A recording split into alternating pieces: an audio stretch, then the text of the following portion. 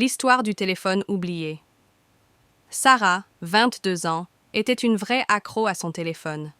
Chaque matin, c'était le même rituel. Ouvrir Instagram, scroller TikTok, répondre aux messages sur WhatsApp. Tout cela avant même de poser un pied hors du lit. Pour elle, son téléphone était indispensable, presque une extension d'elle-même. Un jour, alors qu'elle partait à un rendez-vous important en centre-ville, elle se rendit compte, en montant dans le métro, qu'elle avait oublié son téléphone chez elle. Panique totale. Comment vais-je trouver l'adresse, et si quelqu'un essaye de me joindre? Le trajet lui parut interminable. Tout le monde autour d'elle était plongé dans son écran, mais Sarah n'avait rien à faire. Alors, pour la première fois depuis longtemps, elle leva les yeux. Elle observe les passants, les visages fatigués, certains souriants, d'autres concentrés. Elle remarqua un graffiti sur le mur qu'elle n'avait jamais vu auparavant, bien qu'elle prenne ce trajet chaque semaine. Arrivée à son rendez-vous, elle trouva l'adresse en demandant son chemin à un passant.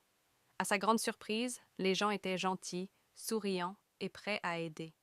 Le rendez-vous se passa très bien, et sur le chemin du retour, Sarah décida de faire une petite promenade dans un parc qu'elle n'avait jamais remarqué. Elle s'assit sur un banc, regarda les enfants jouer, les feuilles des arbres bouger avec le vent, et sentit une paix qu'elle n'avait pas ressentie depuis des années. De retour chez elle, elle récupéra son téléphone, mais quelque chose avait changé. Elle comprit que, sans le vouloir, elle venait de vivre une journée plus riche, plus pleine, simplement en s'éloignant un peu de son écran. La morale. Parfois, ce qu'on croit indispensable est en réalité ce qui nous éloigne de l'essentiel.